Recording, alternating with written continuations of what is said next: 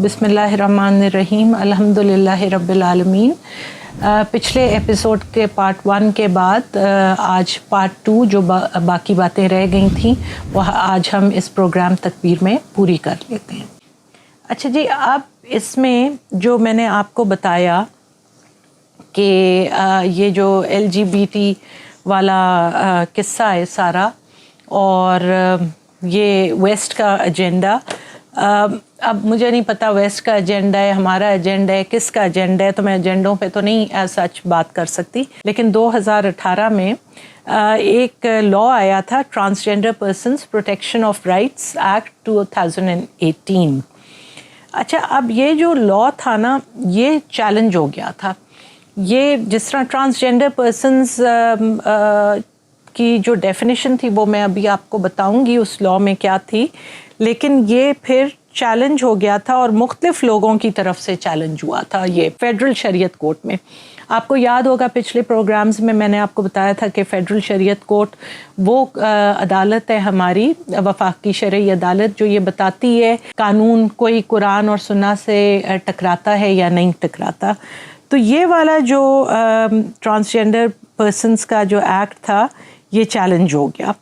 अब इसमें जो है ना मसला कहाँ आया, मसला आया और इसमें ना कुछ जो थे इंटरसेक्स लोग, उन्होंने भी चैलेंज किया। अब पहले मैं आपको ये ट्रांसजेंडर पर्सन की जो डेफिनेशन इस कानून में दी गई थी वो बता दूं ताकि आप की थोड़ी सी क्लैरिटी हो जाए। अच्छा, इसमें transgender person is a person who is number 1, ये 3 कैटेगरीज इन्होंने दी थी।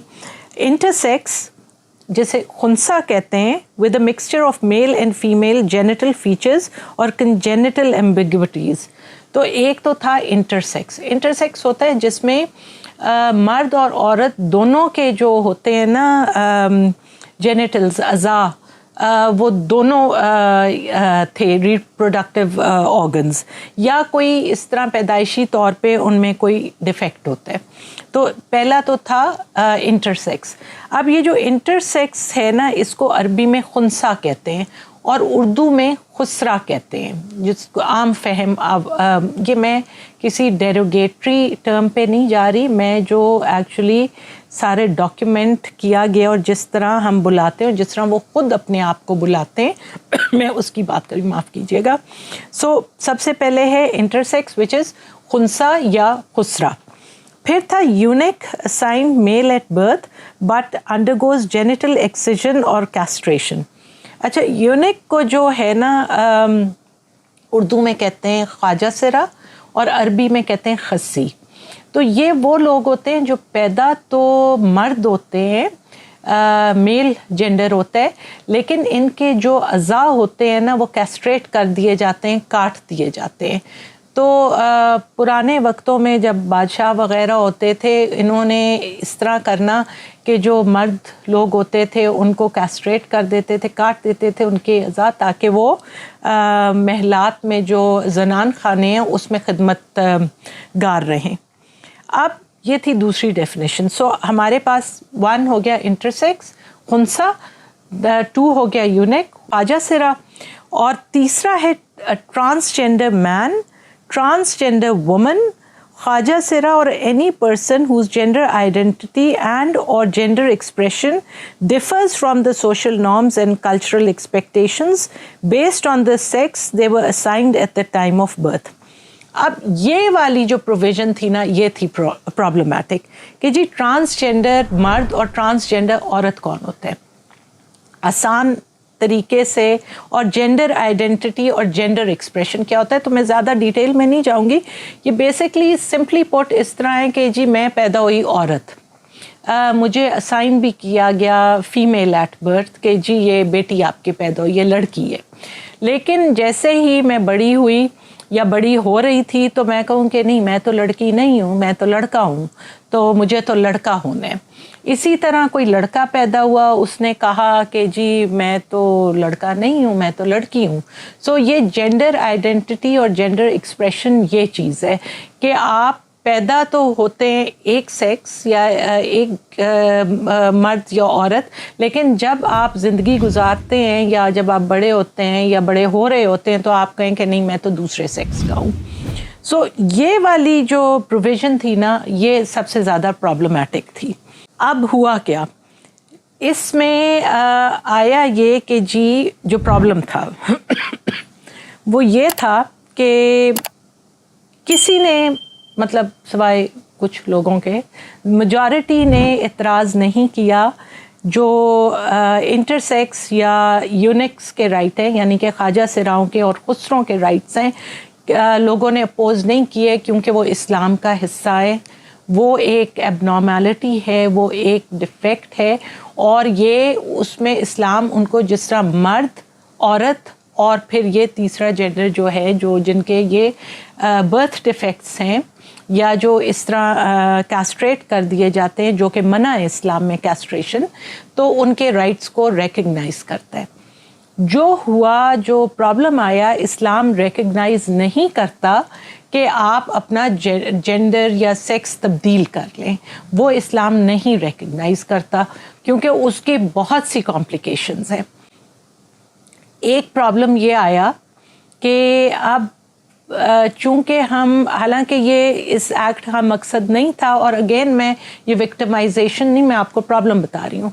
فرض کریں جس طرح ہمارے جیسے معاشروں میں پابندی ہے ہوموسیکشول ریلیشنز پہ، کوئی اگر اس طرح ہوموسیکشوالٹی کی طرف راغب ہے اور فرض کریں وہ مرد ہے تو وہ مرد کہتا ہے کہ میں اپنا سیکس چینج کر لیتا ہوں اور پھر میں شادی کر لیتا ہوں ایک مرد سے، تو بیسکلی وہ پیدا تو مرد ہوا ہے لیکن وہ چینج کر لیتا ہے اپنا سیکس ٹو اے وومن اور وہ ایک مرد سے شادی کر لیتا ہے، لیکن بایولوجیکلی تو ہی از اے مین.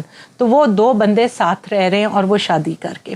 اس میں بھی آگے آیا تھا کہ نہیں جی ایسی میرج تو ویلڈ ہی نہیں ہوگی، وہ انال ہو جائے گی کہ اس کی کوئی قانونی وقت نہیں ہوگی. لیکن یہ ایک چیز تھی کہ اس قانون کی آڑ میں آپ ہوموسیکشوالٹی کو فروغ دے رہے ہوں گے، یہ ایک اعتراض تھا. اچھا جب فیڈرل شریعت کورٹ نے یہ کیس سننا شروع کیا، اچھا اس کی سائٹیشن اگین کہ اگر کسی نے چیک کرنی ہے کیونکہ یہ کافی ڈیٹیلڈ اس کی ججمنٹ ہے، تو وہ ہے PLD 2023 FSC 301. تو یہ جب چیک کرنا شروع یہ کیس کی ہیئرنگ ہوئی اور یہ کیس چلنا شروع ہوا تو اس میں فیڈرل شریعت کورٹ نے بلایا ظاہری بات ہے ساروں کو اور کہا بتاؤ کس طرح.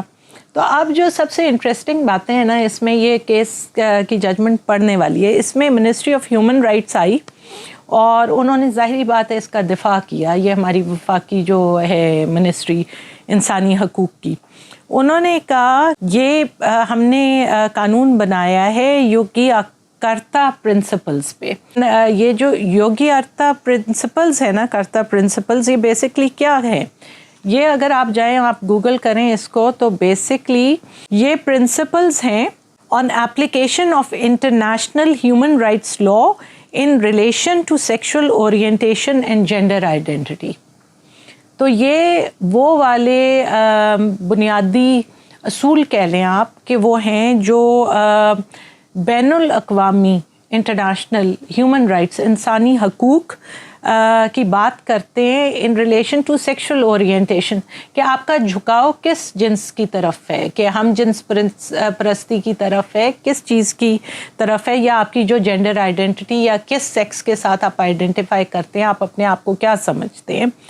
اب جب انہوں نے کورٹ میں یہ بات کہی نا تو شور مچ گیا کہ جی یہ تو انہوں نے ایڈمٹ کر لیا کہ منسٹری نے کہ انہوں نے LGBT ایجنڈا بیسکلی پروموٹ کرنے کی کوشش کی ہے. تو وہاں سے پھر یہ جو منسٹری تھی یہ بھاگ گئی. انہوں نے کہا کہ جی ہمیں تو اجازت آپ دیں کہ ہم نے یہ جو لکھ کے جواب دیا ہے ہم اس کو امینڈ کر لیں اور یہ والی جو ہم نے لکھا ہے یہ نکال دیں بیچ میں سے. تو وفاقی شرعی عدالت نے ان کو اجازت تو دے دی لیکن اپنے ججمنٹ میں ان کے اس کانڈکٹ کا انہوں نے ذکر کیا کہ انہوں نے یہ کیے. دوسری چیز جو ہے کہ ministry of law and justice وہ بھی آئی. جب ان سے پوچھا گیا کہ یہ کیا کیا ہے تم نے، تو انہوں نے کہا کہ جی ہم نے تو یہ قانون بھیجا تھا کاؤنسل آف اسلامک آئیڈیالوجی کو، تو انہوں نے تو یہ اپروو کر دیا ہے، تو وہ کہہ رہے ہیں سب ٹھیک ہے. وہاں بھی بات کھل گئی کہ انہوں نے غلط بیانی کی ہے، یہ قانون تو گیا ہی نہیں کونسل آف اسلامک آئیڈیالوجی کو. اب یہ کونسل آف اسلامک آئیڈیالوجی کیا ہے؟ میں نے آپ کو پچھلے پروگرامز میں بتایا تھا کہ کانسٹیٹیوشن جو ہماری ہے 1973 کی، اس میں اسلامک پروویژنز ہیں، اور آرٹیکل 227 جو ہے نا وہ کہتا ہے، جس طرح میں نے پچھلی دفعہ کہا تھا کہ جو بھی قانون ہے وہ قرآن اور سنہ کے ساتھ کے مطابق ہوگا، اسے ٹکراؤ نہیں ہوگا. تو اسی چیپٹر میں 228 آرٹیکل جو ہے وہ بات کرتا ہے ایک کونسل کی، جس کو اسلامک کونسل کہتے ہیں. ٹھیک ہے، اب یہ جو اسلامک کونسل ہے نا، یہ کیا کرتی ہے؟ اس کا آرٹیکل 230 ہے جو فنکشنز آف اسلامک کونسل دیتا ہے.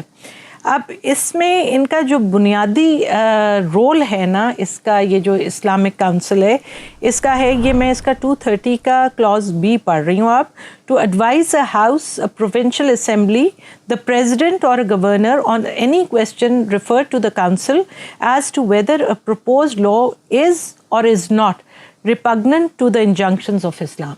ان کا بنیادی جو کام ہے وہ یہ ہے کہ کوئی بھی جب آپ قانون سازی کرنے جا رہے ہیں، اور یہ تو ایک شک ہے نا، وہ ایگزسٹنگ لاز پہ بھی یہ اپلائی کرتا ہے، لیکن جب بھی آپ کوئی اس طرح کی قانون سازی کرنے جا رہے ہیں نا، تو آپ یہ قانون ادھر بھیجیں تاکہ وہ آپ کو اپنی رائے دیں کہ یہ قرآن کے مطابق ہے یا نہیں ہے یہ قانون. سو یہ تو فنکشن ہے. تو یہ تو پھر منسٹری جو تھی لا اینڈ جسٹس کی، انہوں نے غلط بیانی کی کہ ہم نے تو جی یہ بھیجا تھا. تو پھر ہوا یہ کہ یہ قانون ادھر بھجوا دیا گیا.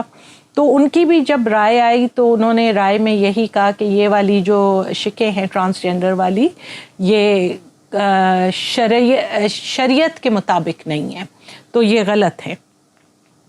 اسی طرح جب یہ اب میرے سامنے ججمنٹ کھلی ہوئی ہے فیڈرل شریعت کورٹ کی، تو انہوں نے کہا کہ یہ جب ڈسکس کر رہے تھے تو اپنی جو انہوں نے بنیاد بنائی اس ججمنٹ کو، وہ میں آپ کو پڑھ دیتی ہوں. یہ کہتے ہیں، ان کا پیرا 84 ہے ججمنٹ کا. In this regard we consider the relevance of the resolution which was passed by the specialized agency of an international organization, that is OIC, of which Pakistan is a member. The Council of International Islamic Fiqh Academy of the Organization of Islamic Cooperation, OIC, in its 25th sessions meeting in Jeddah, Kingdom of Saudi Arabia, from 29 Rajab, 3 Shaban, 1444 AH, corresponding to 23rd February 2023, reviewed the research submitted to the Academy on the subject of Statement of the Ruling on Changing the Gender in Islam, and resolved as follows. ٹھیک ہے، انہوں نے پھر ایک resolution pass کی. تو یہ ذکر کرتے ہیں اپنی ججمنٹ میں، یہ ہے کونسل آف انٹرنیشنل اسلامک فقہ، یہ OIC کی ایک ہے ایجنسی، اور پاکستان اس کا ممبر ہے. تو انہوں نے ایک ریزولوشن پاس کی اور اس پہ انہوں نے ریکمنڈیشنز دی. اب جو ان کی ریزولوشن تھی اس میں انہوں نے کہا، جو سب سے بڑی بات ہے، میں اردو میں پڑھتی ہوں، یہ جو انہوں نے کہا، اول تبدیلی جنس سے مراد کسی مرد کا عورت کے روپ میں تبدیل ہونا یا کسی عورت کا مرد کے روپ میں تبدیل ہونا ہے، یہ انہوں نے کہا. اور دوسرے پہ انہوں نے کہا جنسی تبدیلی شریعت کی روح سے حرام ہے. ٹھیک ہے، انہوں نے اس کو سیکس چینج کو حرام قرار دیا. اور آگے کہا، جیسے کہ ارشاد باری تعالیٰ ہے کہ شیطان کہے گا ان بریکٹس کہ میں ان کو گمراہ کرتا اور امیدیں دلاتا رہوں گا، اور یہ سکھاتا رہوں گا کہ جانوروں کے کان چیرتے رہیں، اور یہ بھی کہتا رہوں گا کہ وہ خدا کی بنائی ہوئی صورتوں کو بدلتے رہیں. یہ سورۃ النساء کی 119ویں آیت ہے، جس کو انہوں نے اپنے اس میں لکھا، ریزولوشن میں لکھا. اب آگے انہوں نے بہت سی اس کی وجوہات دی ہیں، میں اس میں نہیں جا رہی، لیکن انہوں نے سفارشات کیا کی یا ریکمنڈیشنز کیا تھیں. تو اسلامی فقہ اکیڈمی کی جو سفارشات تھیں وہ یہ تھیں کہ حکومتوں اور ریاستوں سے مطالبہ کیا جائے کہ وہ اس طرح کی سرجریوں کو روکیں اور ان کے مجرم کی ذات پر اور معاشروں پر جو خطرناک اور تباہ کن نتائج مرتب ہوتے ہیں اس کے بارے میں بیداری پیدا کریں، اویئرنیس کریٹ کریں آپ کہ کیا ہوتا ہے سیکس ری اسائنمنٹ سرجری سے، اور جن لوگوں کو نفسیاتی یا دیگر وجوہات کی بنا پر جنسی شناخت کی خرابی یا جنون ہے ان کا علاج کروائیں. دوسری یہ تھی ہم جنس پرستی اور جنسی تبدیلی کا پرچار کرنے والوں کی سنگینی کے بارے میں بیداری پیدا کریں، جس کا مقصد انفرادی آزادی اور حقوق کے دفاع کے بہانے برائی کی ترویج ہے اور فحاشی پھیلانا ہے. اور تیسرا تھا اللہ تعالیٰ کی طرف سے اور جس کی شریعت میں اجازت ہے اس کی طرف رجوع کرنا اور دوائی کے ذریعے اس کا علاج کرنا، جن میں تمام مسائل خاص طور پہ ذہنی امراض اور دیگر مسائل سے شفا ہے. تو انہوں نے کہا کہ یہ جو بیسکلی پروموشن ہے LGBT رائٹس کی اور یہ ہوموسیکشوالٹی کی، تو states need to take measures, اس میں ہماری حکومتوں کو اقتدام کرنا پڑے گا اور اس طرح نہیں یہ چلے گا.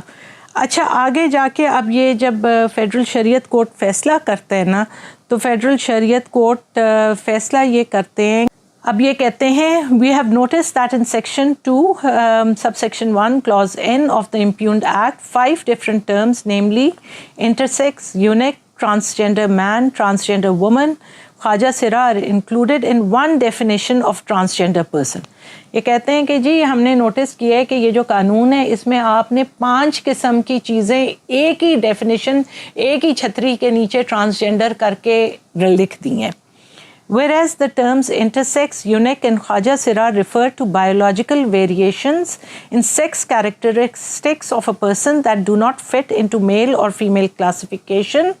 کہتے ہیں کہ حالانکہ یہ جو آپ نے لمپ کر دی ہیں نا ایک ہی اس میں بوری میں، حالانکہ جو انٹرسیکس ہے جس طرح میں نے آپ کو پہلے بتایا انٹرسیکس خسرا اور یونک جو ہے وہ خواجہ سرا، اور جو خواجہ سرا الگ سے بھی انہوں نے دیا، حالانکہ یونک از بیسکلی خواجہ سرا، کہ وہ ایک بایولوجیکل، کہ آپ کی بایولوجیکل جو ہوتی ہے وہ چیز ہے، ویریشن ہے جو اللہ کی طرف سے آئی یا انسان نے کچھ کر دیا تو اس کی وجہ سے ہوئی ہے کہ آپ کے جسم میں جو سیکس کیریکٹرسٹکس وہ فٹ نہیں کرتے اس میں. While transgender man and transgender woman refer to individuals whose self-perceived gender identity differs from the sex they were assigned at birth or from the sex they have biologically. جبکہ جو transgender آدمی ہے یا transgender women ہے وہ یہ نہیں ہے کہ ان کا اللہ کی طرف سے پیدائشی طور پہ یا کسی اور کے فعل کی وجہ سے وہ ہو گئے ہیں ایک بایولوجیکلی ڈفرینٹ فرام نارمل مرد اینڈ عورت. یہ وہ لوگ ہیں جو پیدا تو ایک سیکس میں ہوئے تھے یا مرد یا عورت ہوئے تھے، لیکن انہوں نے آگے سیلف پرسیوڈ خود سے فیصلہ کیا کہ ہم یہ نہیں ہیں کہ میں لڑکا ہوں تو پیدا ہوا ہوں تو میں لڑکی، جس طرح میں نے ایکسپلین کیا کہ لڑکی کے طور پہ جیوں گا. تو اس طرح یہ فرق ہے کہ ایک پیدائشی چیز سے اور ایک سیلف پرسیوڈ چیز سے.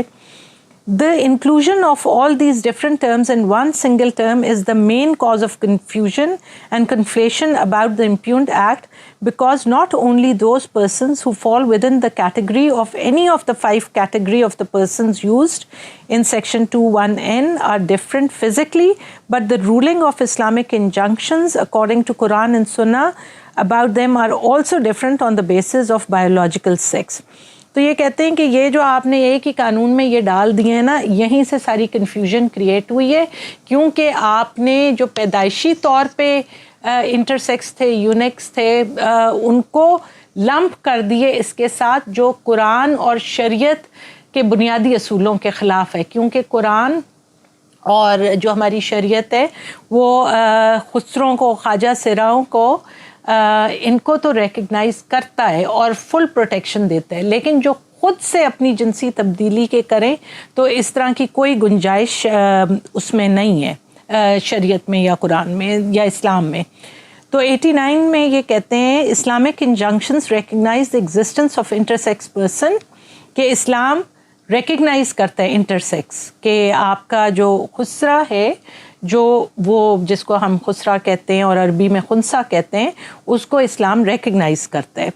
اور in Arabic such persons are called khunsa and Urdu they are called khusra as also mentioned in، اور سیکشن آگے سے وہ بتاتے ہیں کون سے سیکشن میں، کہ امپیونڈ ایکٹ میں جو ٹرم ہے انٹرسیکس خسرہ جس طرح ڈیفائن کی گئی ہے وہ اسلام کے خلاف نہیں ہے، اور Islamic law and jurisprudence provide intersex persons all those rights which are mentioned in the impugned act.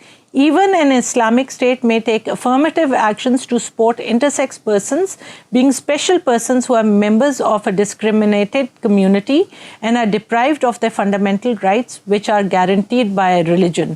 They're entitled to each and every fundamental right provided by the Constitution of Pakistan 1973 to every citizen of Islamic Republic of Pakistan.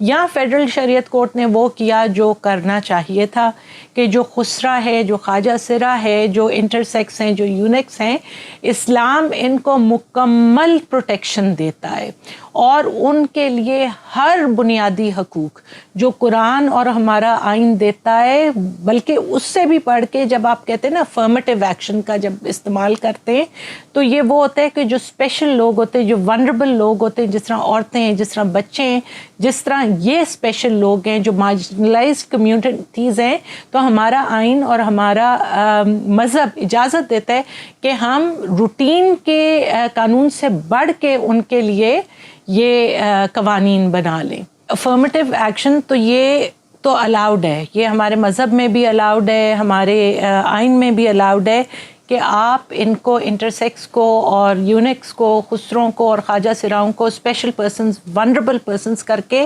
عام آدمی سے بہت زیادہ آگے آپ ان کے لیے قانون سازی کر سکتے ہیں، پازیٹیو قانون سازی جس سے ان کے مسائل حل ہوں، اور ان کے بہت مسائل ہیں، یہ مارجنلائزڈ ہیں، یہ پرسیکیوٹیڈ ہیں، ان کے پیچھے لوگ پڑ جاتے ہیں، ان کے ساتھ سیکشل اوفینسز اتنے ہوتے ہیں، ان کو فنڈامنٹل رائٹس نہیں ملتے، جس طرح اسی پٹیشن کی سماعت کے دوران انہوں نے بتایا کہ نادرا نے جو ایکس اسائن کیا، ایکس جینڈر ان کے لیے شناختی کارڈ پہ، وہ اس کی وجہ سے یہ نہ حج کر سکتے ہیں، نہ عمرہ کر سکتے ہیں، اور ان کے والدین کے نام نہیں ہوتے ان کے شناختی کارڈز پہ، تو وہ کہتے ہیں نادرا والے کہ گرو کا نام لے آؤ، تو ان کے بہت زیادہ مسائل ہیں، اور یہ مارجنلائز کمیونٹی ہے، ان کو جابز نہیں ملتے، ان کے کوئی کوٹا کسی نے نہیں لکھا، دائیں بائیں ہر جگہ تو کوٹے رکھے ہوئے ہیں آپ نے، لیکن ان کو ہم کیوں نہیں جابز دیتے؟ یہ پڑھے لکھے لوگ ہیں، اگر کوئی فورس، جس طرح یہ ایک معاشرتی بھی تھا نا، جس طرح